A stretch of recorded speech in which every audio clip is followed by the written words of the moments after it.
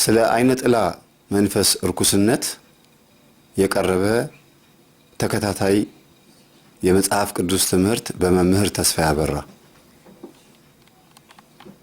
ክፍል 1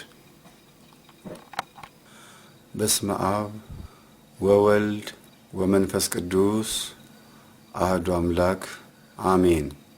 ስለ አይነ ጥላ መንፈስ ማወቅ ለምትፈልጉ ይህን ትምህርት አዳምጡ። የአይነ ጥላ መንፈስ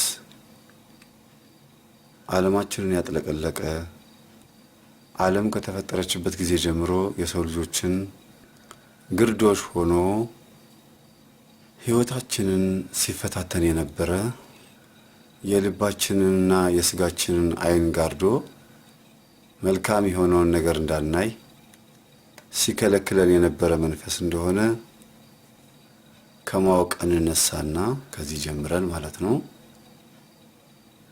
ቅዱስ ጳውሎስ በገላትያ ምዕራፍ 3 ቁጥር 1 ላይ የተናገረውን የመጽሐፍ ቅዱስ ቃል መነሻ አድርገን ስለ አይነ ጥላ መንፈስ በዝርዝር እንነጋገራለን ማለት ነው። ማስተዋሉን ይስጠን። ገላትያ ምዕራፍ 3 ቁጥር 1 ላይ እንዲህ ይላል፣ የማታስተውሉ የገላትያ ሰዎች ሆይ በዓይናችሁ ፊት ኢየሱስ ክርስቶስ እንደተሰቀለ ሆኖ ተስሎ ነበረ። ለእውነት እንዳትታዘዙ አዚም ያደረገባችሁ ማን ነው ይለናል። አሁን በዚህ የእግዚአብሔር ቃል ወይንም የመጽሐፍ ቅዱስ ጥቅስ ውስጥ አዚም የሚለው ቃል ወይንም ለእውነት እንዳትታዘዙ አዚም ያደረገባችሁ ማን ነው የሚለውን ሙሉ ሐሳብ ይዘን አብረን እንዘልቃለን ማለት ነው። መጀመሪያ የገላትያ ሰዎች ሆይ የሚለውን የኢትዮጵያ ሰዎች ሆይ በሚለው ተክተን ደግመን እናንብበው። የማታስተውሉ የኢትዮጵያ ሰዎች ሆይ በዓይናችሁ ፊት ኢየሱስ ክርስቶስ እንደተሰቀለ ሆኖ ተስሎ ነበረ። ለእውነት እንዳትታዘዙ አዚም ያደረገባችሁ ማን ነው ብለን ጥቅሱን ወደ ራሳችን ወደ ኢትዮጵያውያን ሕይወት እናመጣዋለን።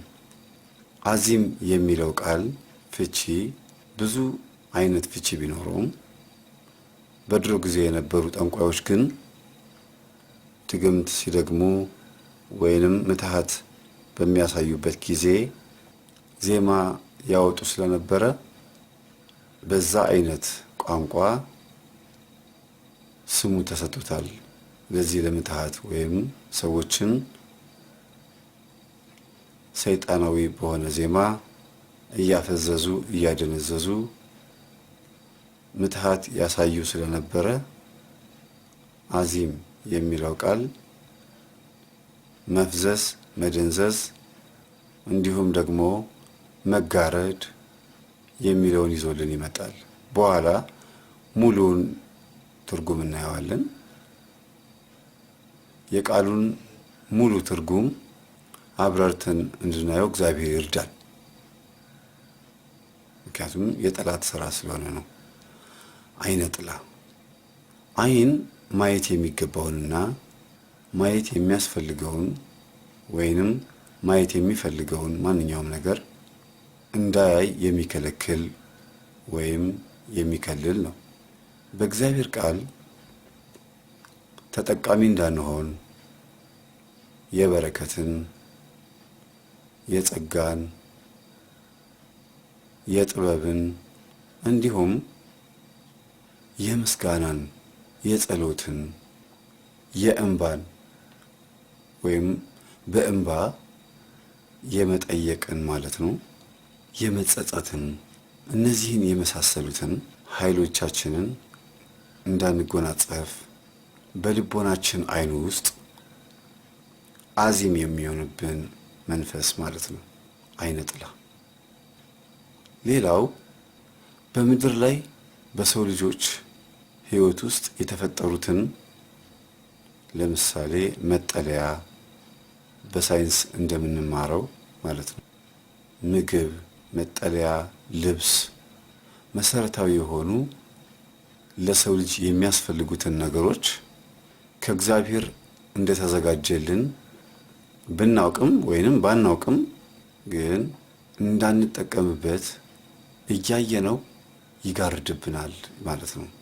ሁሉንም ነገር የያዘ መንፈስ እስኪመስል ድረስ ጠቅለል ባለ መልኩ የስሙ ትርጉም ወይንም አይነ ጥላ ሲባል ትዝ ሊለን የሚገባ አንድ ነገር አለ። አምላካችን የሚቆጣበት ወይም አምላካችንን የሚያስቆጣ እኛንም የሚያረክስበት የበለዓምን ምክር ከፊታችን በማምጣት የዝሙትን፣ የመዳራትን፣ የሴሰኝነትን፣ የአመንዝራነትን፣ የፍትወተ ስጋን ልክፍት በመሆን ጥላውን በሕይወታችን ላይ ጋርዶብን ጸጋችንን ያስነጥቀናል ማለት ነው። አስተውሉ ክርስቲያኖች፣ የበለዓምን ምክር ማለት በለዓም የተባለ ጠንቋይ ወይንም በለዓም የተባለ የሟርት ጥበበኛ ሟርት በማሟረት ይተዳደር የነበረ ሰው ነው። በዘመኑ የነበረው ንጉስ ደግሞ ባላቅ ይባላል። ይህ ንጉስ እስራኤላውያንን እርገምልኝ ብሎ በሚያዝበት ሰዓት በለዓም ለባላቅ መጥፎ ምክር መክሮት ነበር። እስራኤላውያን በእርግማን ማጥፋት አይቻልም፣ ግን እግዚአብሔር እስራኤላውያንን ስለሚወዳቸው በእነሱም መካከል በታቦት ላይ መንፈሱን ስላሳደረ ራሳቸውን እንዲያረክሱ በዝሙትም እንዲወድቁ በሴሰኝነትና በመዳራት እንዲረክሱ ካደረግናቸው እግዚአብሔር ተቆጥቶ መልሶ በራሱ እጅ ያጠፋቸዋል ብሎ መጥፎ ምክር መክሮት ነበር። ማንን ማለት ነው? ንጉሱ ባላቅን፣ በለዓም የተባለው የጥንቆላ ወይም የሟርተኛ ጥበበኛ ማለት ነው። ስለዚህ ይሄ ንጉስ ይሄንን መጥፎ ምክር ሰምቶ እስራኤላውያንን በዝሙት ጥሏቸዋል ማለት ነው። ይሄንን ምክር ደግሞ ለዓለማችን አሁንም እያሳየች ያለችው አይነ ጥላ ናት ማለት ነው። ወይንም የአይነ ጥላ መንፈስ አስታሮት የምትባለው ጣዖት። ሌላው አይነ ጥላ ከእግዚአብሔር ቤት ሰዎች ላይ የአገልጋይነትን ኃይል በመጋረድ የውስጥና የውጭ ህይወታቸውን በማዘበራረቅ ወይንም የውስጥና የውጭ ህይወታቸው ላይም የቅጥረኝነት እና የደሞዝተኝነትን ማንነት ስሜት በማላበስ ስለ ሃይማኖታቸው ጉዳይ ከመቆርቆር ይልቅ የምን አለብኝነትን መንፈስ በማስረጽ ተደራቢ ሸክም ወይንም አዚም ይሆንባቸዋል ማለት ነው በአገልጋዮች ላይ። በተጨማሪም በሃይማኖት ከማልከስከሱም አልፎ ከማይመስሉን ጋራ ጓደኝነትን በማጥበቅ የሚያስጠቁን ብዙ ክፍተቶችን ይፈጥርብናል ማለት ነው። አይነ ጥላ ከባድ መንፈስ፣ ትውልዱን የያዘ መንፈስ፣ የኃጢአት ገንዘብ፣ የግፍ እንጀራ፣ የስርቆሽና የድብብቆሽን ህይወት እንድንላመደው በማድረግ እንዲጣፍጠን በማስገደድ በክፉ ቀን እሱም ብቻ እንድናየው እንድናዳምጠው የሱ የሆነው ነገር በሙሉ ብቻ እንድንነካ የራሳችንን መውጫ ያጠፋብናል ማለት ነው። አይነ ጥላ በጣም ከባድ መንፈስ ከመሆኑ የተነሳ በሰው ልጅ ህይወት ውስጥ የሚያደርጋቸውና የሚያከናውናቸው ነገሮች በሙሉ ከአእምሮ ጋር በተገናኘ እንደሆነ በኋላ ብዙ ዝርዝሮችን እናያለን። አሁን ግን ለሁለት ደቂቃ ያክል አዚም የሚለውን ትርጉም እንይና ወደ ነበርንበት እንመለሳለን። አዚም ምንድን ነው? ቅድም እንዳልኳችሁ የቃሉ ትርጉም እንዳለ ሆኖ አዚም የሚለው ቃል ደግሞ አሁን ላለው ትውልድ ሲፈታ አዚም ማለት እያዩ አለመመልከት ነው። ወይም ደግሞ በቁም መተኛት፣ በእውን መፍሰስ፣ በህይወት እያሉ አለመኖር ማለት ነው። ወይንም ተቀምጠው መደንዘዝ፣ እያሰቡ አለማስተዋልም ሊሆን ይችላል። አዚም ማለት እየሰማን አለማዳመጥ፣ እየተነገረን አለመንቃትም ነው። አዚም እየፈለግን አለማግኘትም ነው። ሳንያዝ መታሰርም ጭምር ነው።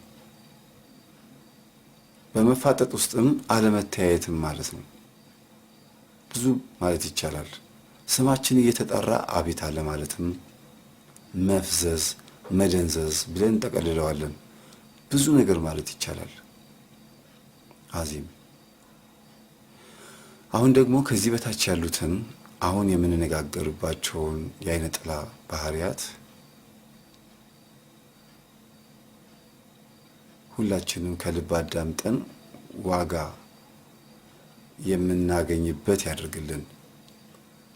እነዚህን የአይነ ጥላ ባህሪያት ሰብስበን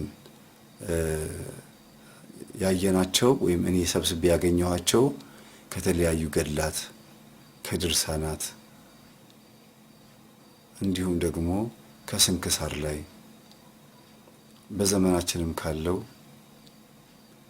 እግዚአብሔር አምላካችን ጸጋ ሰጥቷቸው ወይም ደግሞ እግዚአብሔር አምላካችን ከባረካቸው የጸበል ቦታዎች የተዋረዱ አጋንንት በእግዚአብሔር ኃይልና በእግዚአብሔር መንፈስ ቅዱስ ተጠፍረው ተይዘው ሚስጥራቸውን እንዳጋለጡት ማለት ነው። ወይም በመጽሐፈ መቃብያንም አጋንንት እንደለፈለፈው እንዲሁም መጽሐፍ ቅዱስ ውስጥ ባሉ ጥቅሶች አማካኝነት ከብዙ ነገር ተሰብስቦ የተገኘ የአጋንንት ባህሪ ስለሆነ የተደከመበትን የአይነ ጥላ መንፈስ ባህሪ ማጋለጫ ትምህርትና ክፍል ስለሆነ ሁላችሁም በአትኩሮት እንድታዳምጡ ለነፍሳችሁም ትደርሱላት ዘንድ በእግዚአብሔር ስም አሳስባለሁ። እግዚአብሔር ይርዳችሁ። አይነ ጥላ አንደኛው ባህሪዋ ይሄ ነው። እንደሚታወቀው ከሕፃንነት ጊዜ ጀምሮ እስከ ትልቅነት ጊዜ ድረስ በአልጋ ላይ በእንቅልፍ ሰዓት ልጆችንም ሆነ አዋቂን ሽንትን በማሸናት ይታወቃል። ይህንንም የሚያደርገው በተቃራኒ ጾታ በፍቅረኛዎቻቸው በኩል እንዲሳቀባቸው ስለሆነ የብቸኝነትን ህይወት ከወዲሁ ለማለማመድ በተቃራኒ ጾታም ቢሆን ወይንም በተመሳሳይ ጾታ በኩል ያለ ጓደኛ በብቸኝነት አልጋ ላይ ማሳደር የዚህ መንፈስ ዋነኛ ተግባር ነው ማለት ነው። አይነ ጥላ ዛር ምእመናን ብዙ ጊዜ ልጆች አልጋ ላይ ሽንታቸውን ሲሸኑ አጋጥሞ ሊሆን ይችላል። አንድ ጊዜ ከሆነ ምንም ችግር የለውም እንላለን። ወይም እናት ወደ ክፍለ ሀገር ስትሄድ ልጅ አልጋ ላይ ሽንቱን ሲሸና ናፍቆ ነው ይባላል። አባትም ወደ ክፍለ ሀገር ወደ ውጭ ሀገር ሲሄድ ከአባቱ ጋር ይላመድ የነበረ ልጅ አልጋ ላይ ሽንቱን ከሸና ናፍቆት ነው ይባላል በዘልማድ። ግን እነዚህ ልጆች በተደጋጋሚ አልጋ ላይ ሽንታቸውን የሚሸኑ ከሆነ ወይንም አልጋ ላይ ሽንትን የመሽናት ጉዳይ እያደገ የሚመጣ ከሆነ አብሮ ከእድሜያቸው ጋር የማያቋርጥ ከሆነ አይነ ጥላ ነው ማለት ነው። ትልቅም ሆነው አልጋ ላይ ሽንታቸውን የሚሸኑ ወጣቶችና ወንዶች ሴቶችም አሉ። በተለይ ወንዶች ፍቅረኛ እንዳይዙ ትዳር እንዳይዙ አይነ ጥላ ስትከላከል ወንዶች ላይ ያለችው አይነ ጥላ ማለት ነው በሴቶች ላይ ያለውን አመለካከት እንዲቀንስና ሴት እንዳይቀርብ የምትፈልግ ወይንም ባሌ ነው አግብቼዋለሁ ማንም ሴት እንድትቀርበው አልፈልግም ብላ ስለምታስብ አልጋ ላይ ሽንቱን በማሸናት ስላሳደገችው ፍቅረኛ አልይዝም አብሬ አላድርም ትዳር አልይዝም ብሎ እንዲያስብ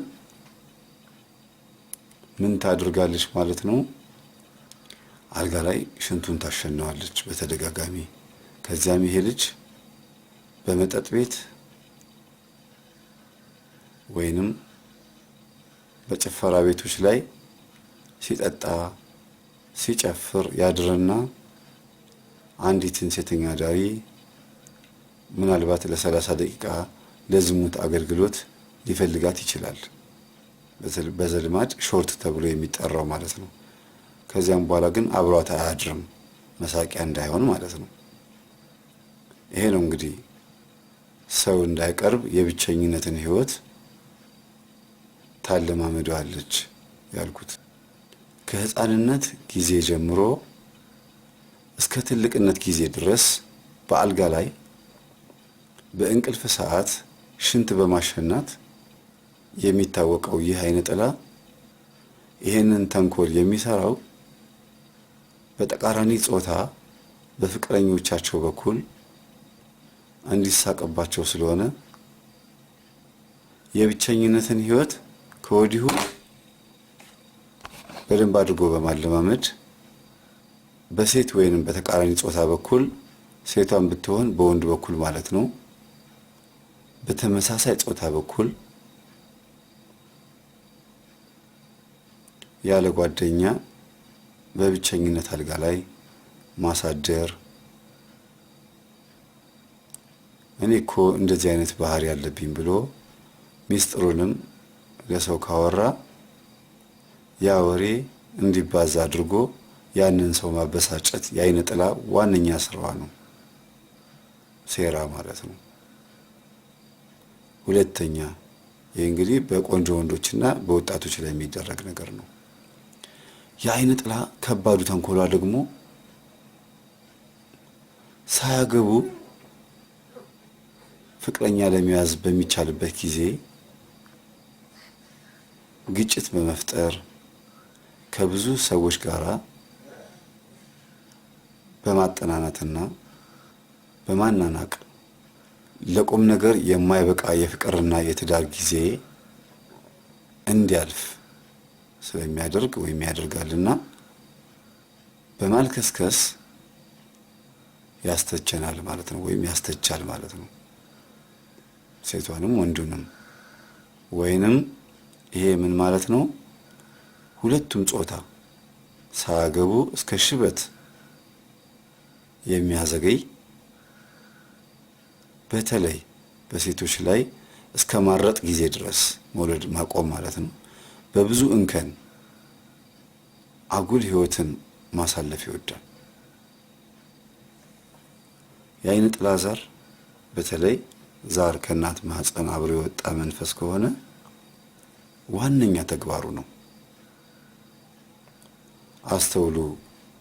ሳያገቡ ወይንም ፍቅረኛ ለመያዝ በሚቻልበት ጊዜ ግጭት በመፍጠር ጥሩ በሆነ መንገድ ለትዳርም ሲመጡ ቆይ እስቲ እንጠናና በማለት ላስብበት እንደሚባለው ማለት ነው። ለቁም ነገር የማይበቃ ለትልቅ ነገር ተፈላልገው በጣም ትንሽ በሆነች ነገር እያጋጨ ወይም እያጋጨች የፍቅርና የትዳርን ጊዜ እንዲያልፍብን እንድንገመት ያደርግና ዝም ብሎ የማይረባ ጊዜ በማሳለፍ በማልከስከስ አይ እሱ አይረባም እያለ ያስተችናል ማለት ነው፣ ወይንም ታስተችናለች ማለት ነው። ሴቶች ላይ የሚያድረው ወንድ ዛር ነው። ወንዱ ላይ የምታድረው ደግሞ ሴት ዛር ናት። በህሊና ውስጥ ነው የምትቀመጠው ማለት ነው። ብዙ ጊዜ አይነ ጥላ ህሊና ላይ ነው የምትቀመጠው የምታርፈው። ከስጋ አልፋ ከልቦናና ከአእምሮ አልፋ ህሊና ላይ ከተቀመጠች ደግሞ አስተውሉ፣ ከባድ ነው። አለቀ ማለት ነው። መፍረድ አንችልም። መፍረድም የምንችለው ደግሞ በእሷ አስተሳሰብ ነው። የእውቀት መንፈስ ነኝ ብላ ስለምታስብ ማለት ነው።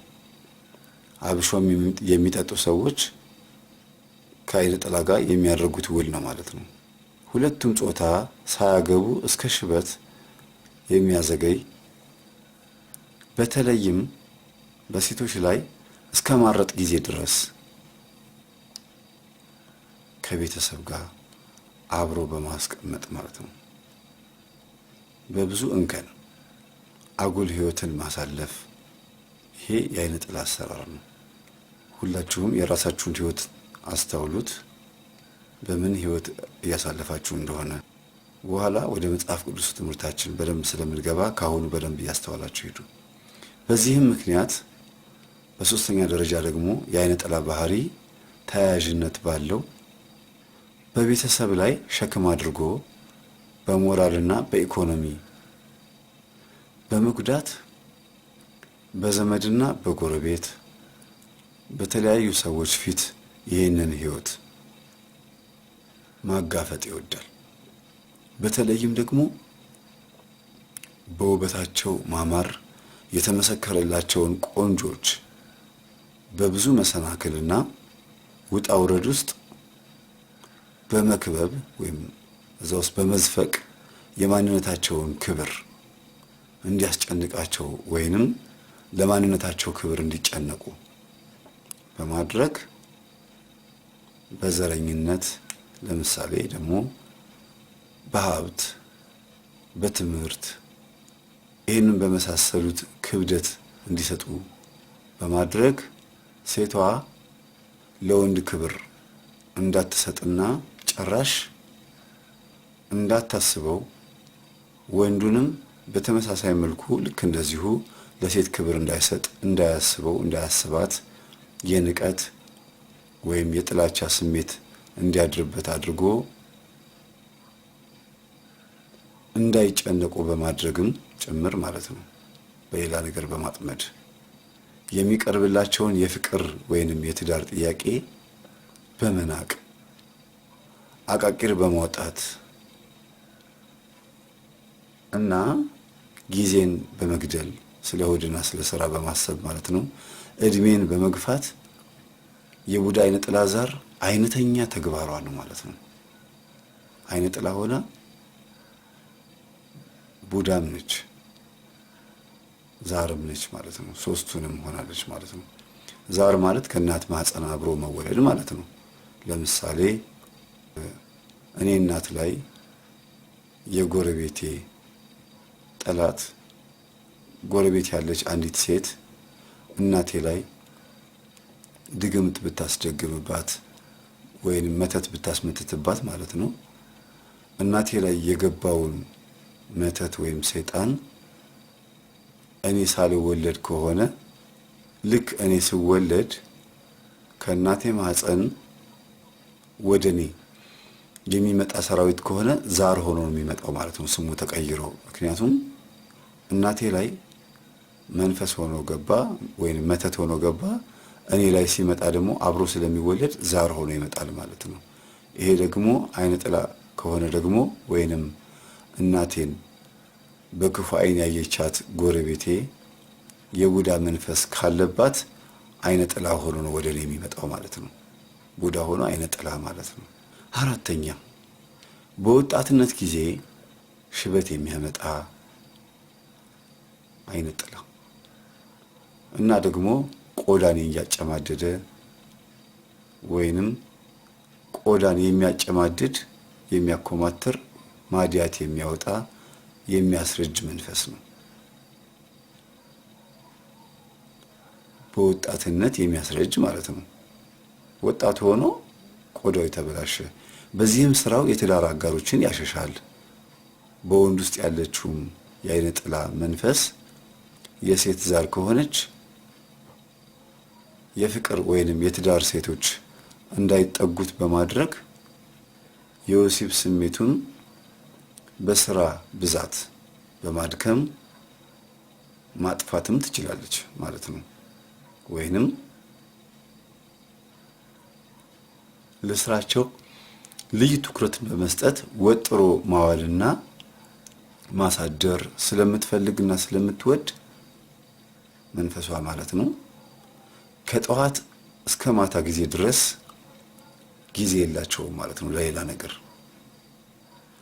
ከጠዋት እስከ ማታ ድረስ ለፍቅር ጊዜ የላቸውም። ወይንም ጊዜ የለንም በማስባል ወጥሮ ያውላል ማለት ነው። በተለይ ደግሞ ወንድ አይነ ጥላ መንፈስ በሴቶች ላይ ሲገባ ውበታቸውን በሚቀባቡት የመዋቢያ መሳሪያና በመጠጥ ሰበብ እያስመሰለ በማጃጀት የሽበትንም መንፈሱ እየቀላቀለ እያጭበረበረ በፈለገው መንገድ ሽበትንም መንፈሱ በፈለገው መንገድ ወይም ወቅት እንደ ጥጥ በማብዛት አንቱ፣ አባባ፣ እማማ፣ እርሶ እነዚህን አይነት ስሞች የሚሉትን ስሞች በማሰጠት ማበሳጨት የአይነ ጥላ ሰይጣን የዕለት ተዕለት ተጋድሎዋ ነው ማለት ነው። ሰውን ለማበሳጨት አስተውሉ ክርስቲያኖች።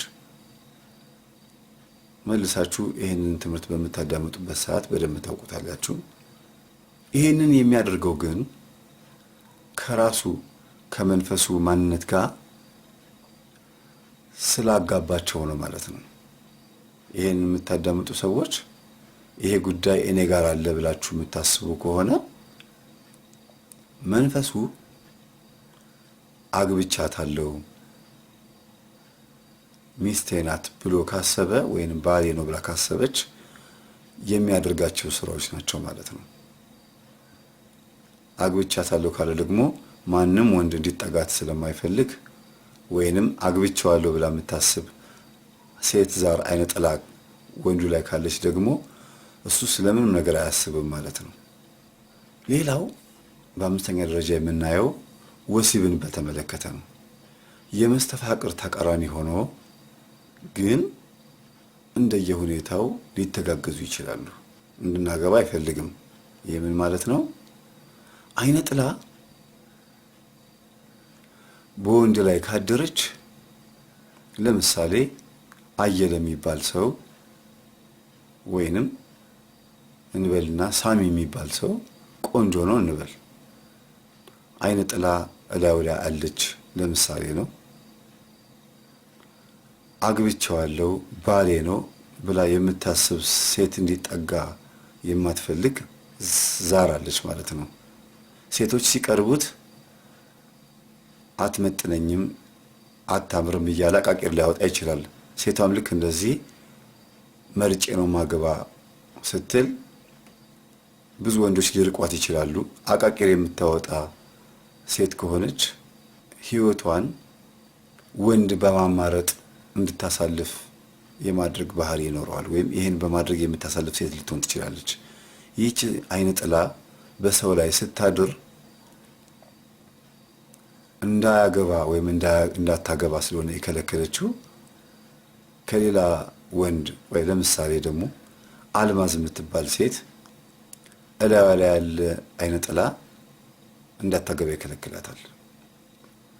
እንዲሁም ደግሞ ሳሚ የሚባለው ቅድም ያልኳችሁ አልማዝን ቢወዳትና ስለ ፍቅር ጠይቋትን ብትለው መስተፋቅር የሚያሰራ ቢሆን መስተፋቅር ሲያሰራባት ራሱ ላይ ያለችው አይነ ጥላ እንዲያገባ ስለማትፈልግ መስተፋቅሩ እንዲሰራ አትፈቅድለት። መስተፋቅር ያው ራሱ ሰይጣን ነው። ግን የመስተፋቅሩ መተት ወይንም የመስተፋቅሩ የተላከው ሰይጣን ከሰይጣኖች ጋር ስለማይጣላ በአንድ ነገር ይስማማሉ ማለት ነው። እነሱ በውስጥ ታዋቂነት መናፍስቶቹ ምን ይሆናል? ሳሚ ላይ ያለችው ሴት ዛር አይነ ጥላ እንዲያገባ ባትፈልግም መስተፋቅሩን ግን ታስተናግደዋለች፣ ግባ ትለዋለች። ያ ግባ ችግር የለውም ግን ከ6 ወር በኋላ ግን ወይንም ከዓመት በኋላ ግን ከሚስቱ ጋር አጨቃጭቄ አፋተዋለሁ፣ አነታርከዋለሁ፣ በሀብትና ንብረት አለያየዋለሁ። ማለያየት ባልችልም እንኳን ትዳሩን ገዝግዤ ገርግሬ የጭቅጭቅና የንትርክ 20 እና 30 ዓመት ትዳር ያለበት ህይወት አድርገዋለሁ ትላለች ሴት ዛር አይነ ጥላ በወንዱ ላይ። ሴቷ ላይም ያለው አይነ ጥላ ልክ እንደዚሁ ነው የሚያስበው።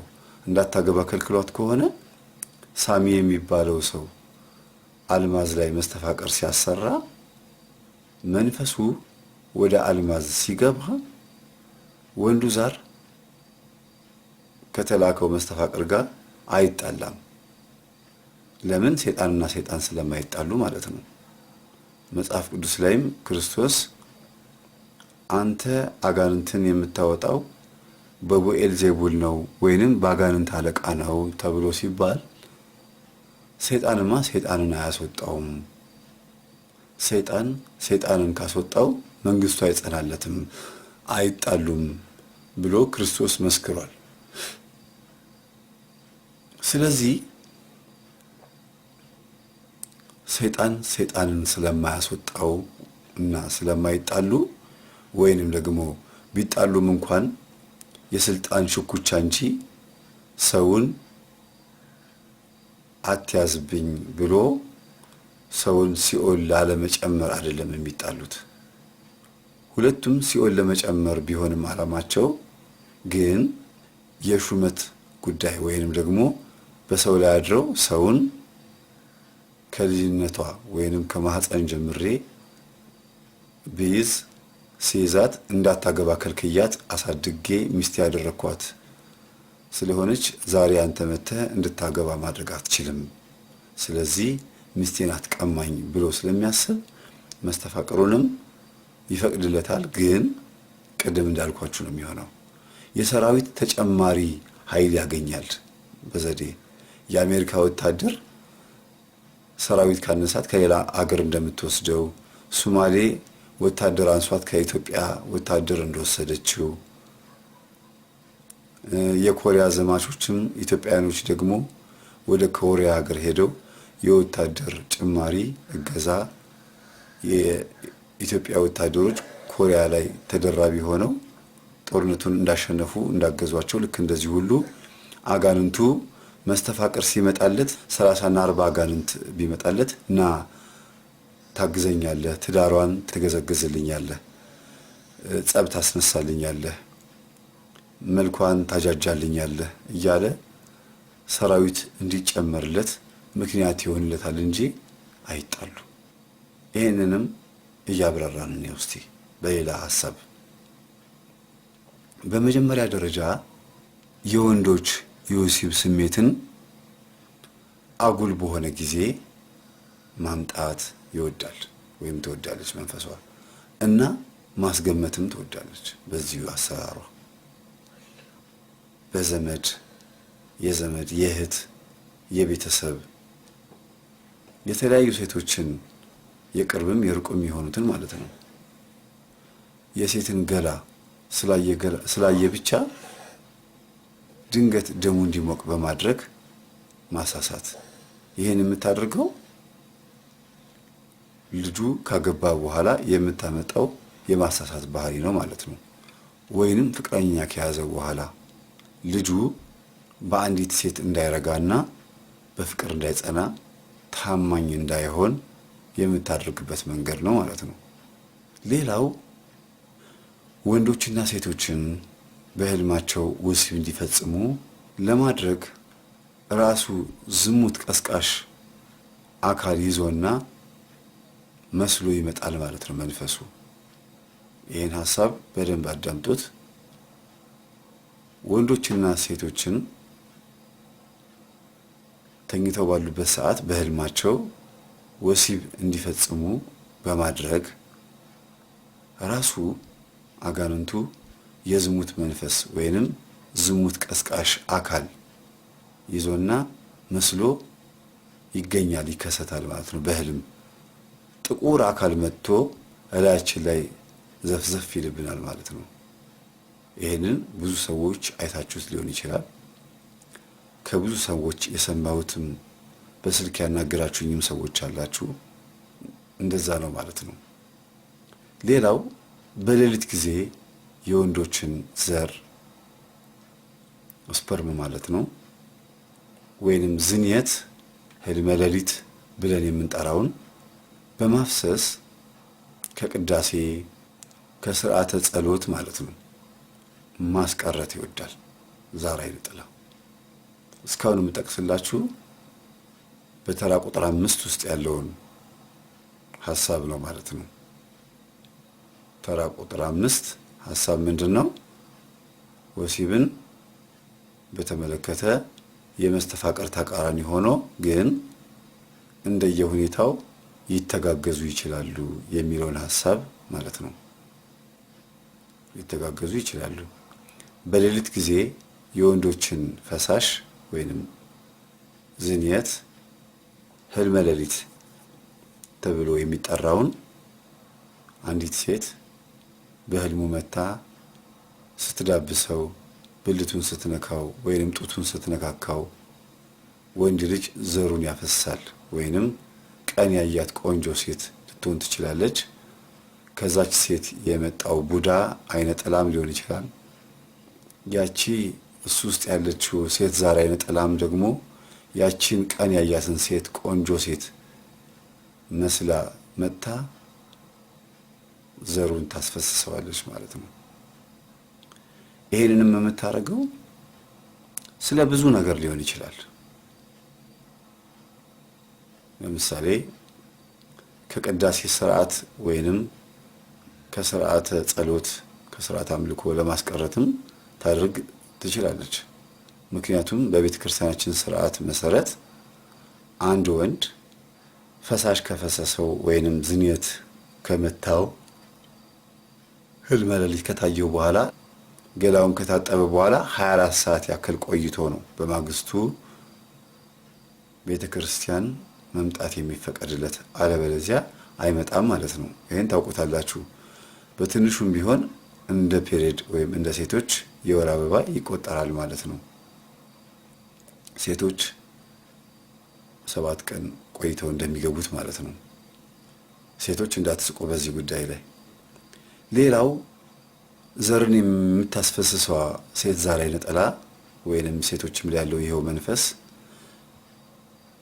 ይሄንን ዘር የሚያስፈስሱት አንድ ሰው ለ4 እና ለ3 ቀን ተከታታይ ቁርስ፣ ምሳ፣ እራት፣ ቁርስ፣ ምሳ፣ እራት የበላነውን ቪታሚን በጣም ትልቅ ከባድ የሆነው ግሉኮስ ጠቃሚ የሰውነታችንን ኃይል ልናገኝ የምንችልበትን ሙቀት ሊሰጠን የሚችልን ነገር ወደ ህይወታችን፣ ወደ ስጋችን፣ ወደ እድገታችን፣ ወደ ጥንካሬ፣ ወደ ጤንነት ሊገባ የሚችለውን የሰውነታችንን ፈሳሽ ይህንን ስፐርም በማፍሰስ ከንቱ እንዲፈስ በማድረግ ጉልበታችን ለስግደት እንዳይሆን ማዳከሚያ፣ ስራ እንዳንሰራ ማዳከሚያ፣ ወገባችን እንዲንቋቋና እንዳይሰራ ማድረጊያ፣ ድብርት እንዲሰማን እንድንከሳ የማድረጊያ ሲስተሟ ነው የሴት ዛር አይነ ጥላ።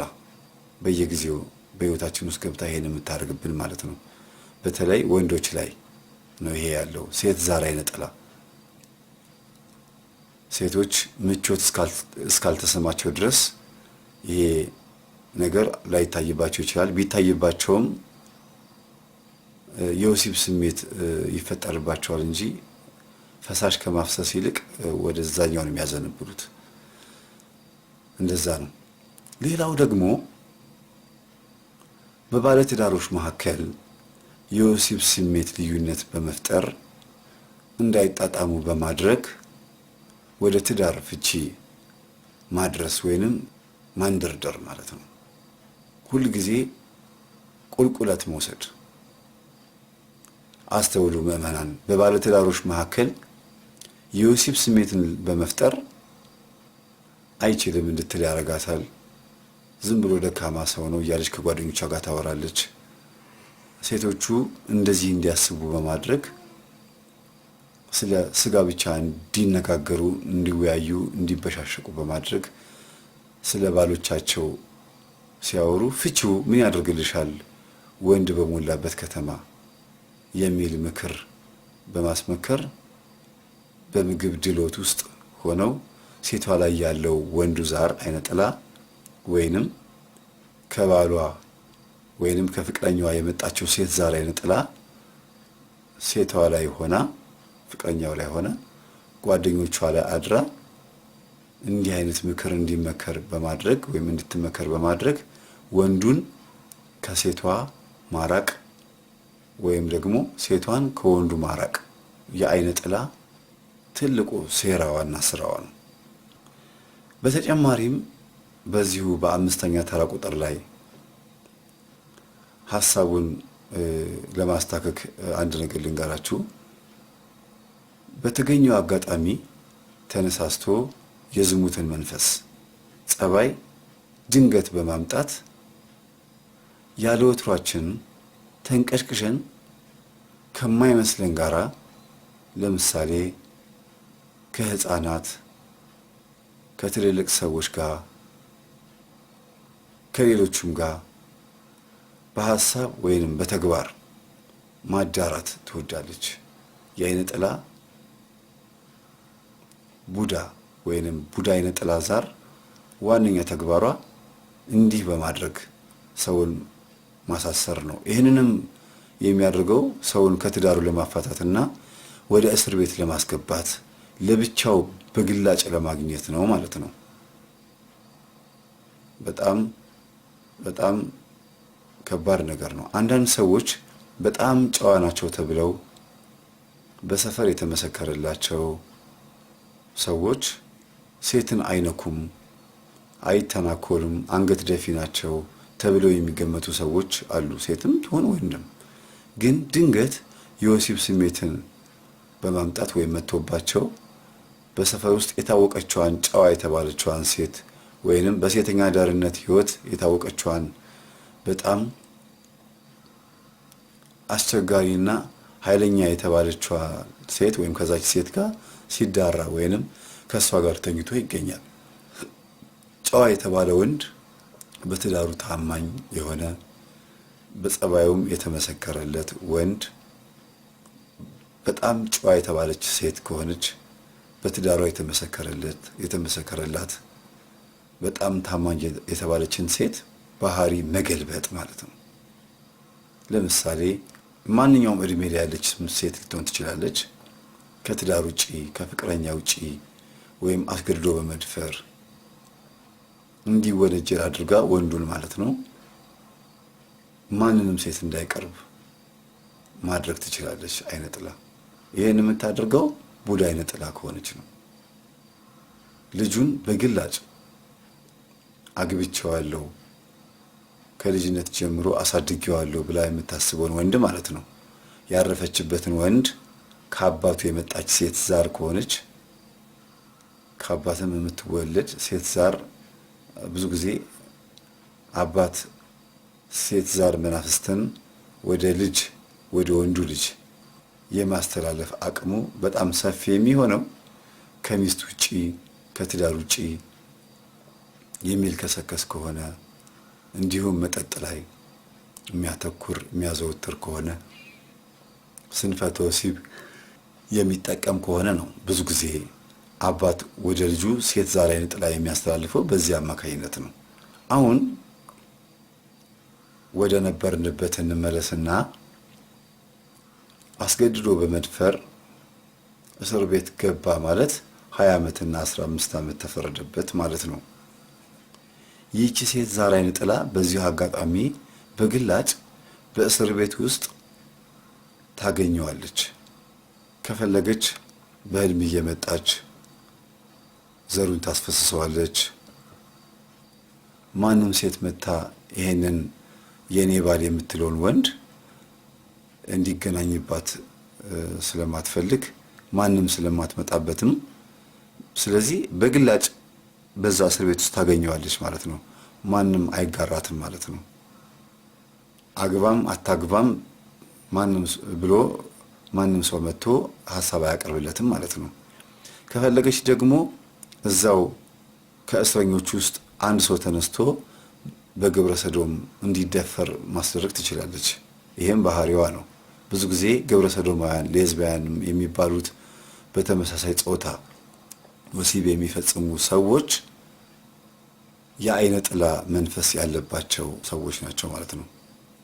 አይነ ጥላ ሌላ ወንድ ወይንም ሌላ ሴት እንዲያገቡ ስለማትፈልግ ወይንም ስለማይፈልግ መንፈሱ በተመሳሳይ ጾታ በማልከስከስ እና በማርከስ ከእግዚአብሔር ጸጋ ማራቅና ማጣላት ትወዳለች ማለት ነው።